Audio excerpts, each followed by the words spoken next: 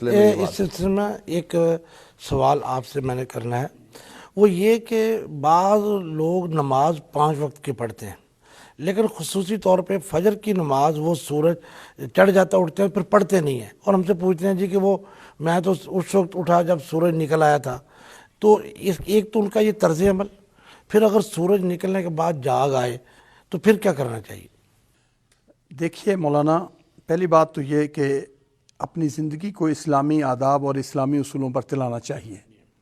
یہ رات گئے تک جاگتے رہنا اور سونا، تاخیر سے سونا، یہ اس کا سبب ہے کہ ہم فجر کی نمازوں میں اٹھ نہیں پاتے، جبکہ نبی اکرم صلی اللہ علیہ وسلم نے عشاء کی نماز کے بعد سونے کی تلقین فرمائی ہے، اور عام گفتگو جو دنیاوی یا بے مقصد ہو اسے مکروہ قرار دیا ہے.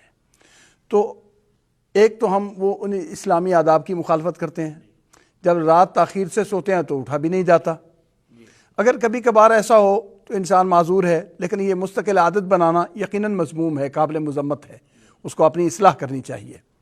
لیکن اگر سویا ہوا آدمی سویا رہ گیا تو جب بیدار ہو تو اسے نماز اپنے معمول کے مطابق ہی پڑھنی چاہیے. نبی اکرم صلی اللہ علیہ وسلم ایک سفر کے دوران آپ سوئے رہ گئے تو آپ نے فجر کی نماز جب پڑھی تو سنتیں بھی پڑھی، باقاعدہ جماعت کروائی، اور صحابی بیان کرتا ہے کہ بے عینی ہی اسی طرح آپ نے جماعت کروائی جس طرح معمول کی وقت پہ آپ نماز پڑھایا کرتے تھے. تو اس لیے یہاں ایک فقہی مسئلہ بھی ہمارے سامنے آ گیا کہ اگر کوئی آدمی لیٹ رات سو گیا اور صبح کے وقت اسے جاگ نہیں آئی، جب وہ اٹھے تو اس وقت ہی نماز پڑھے، وہی اس کا وقت ہے، اس کی وہ گناہ گار نہ ہوگا.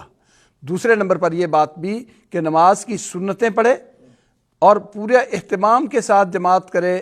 اگر افراد ہیں، کئی افراد ہیں، جماعت کروا لیں اور وہ نماز سورج چڑھنے کے بعد بھی پورے اہتمام سے پڑھیں، سنتیں بھی پڑھیں اور فرائض بھی پڑھیں. مفتی صاحب، یہاں ایک چھوٹا سا مسئلہ ہو رہا ہے. ہمارے جو یورپ میں مسلمان رہتے ہیں، وہ جن فیکٹریوں میں اور دفاتر میں کام کرتے ہیں، بعض اوقات ان کو نماز کا وقفہ نہیں وہ دیتے.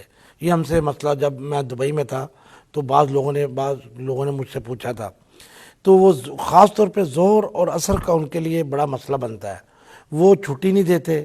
تو ایسی صورت میں وہ کہتے ہیں کہ ہماری نماز قضا ہو جاتی ہے.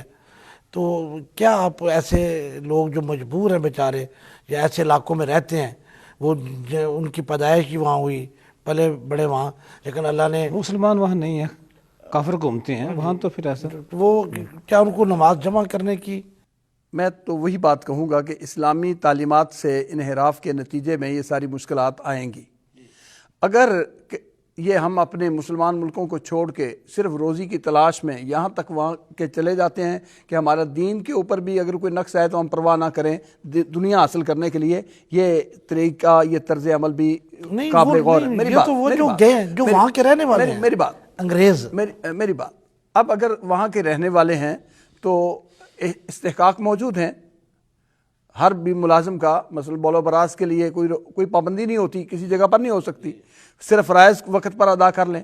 اور پھر نمازوں کے اوقات اللہ نے اتنے محدود نہیں رکھے کہ وہ 5 منٹ یا 10 منٹ ہیں وہ گزر گئے تو پھر دوبارہ نماز نہیں ہوگی. مثلا سورج ڈھلنے سے لے کر ہر چیز کا سایہ اس کی قامت کے برابر ہونے تک ہے، تو 2-2.5 گھنٹے ہیں.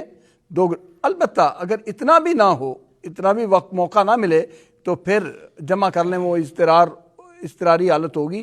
حتی الامکان دین کے احکام کو معاش پر مقدم رکھنا چاہیے.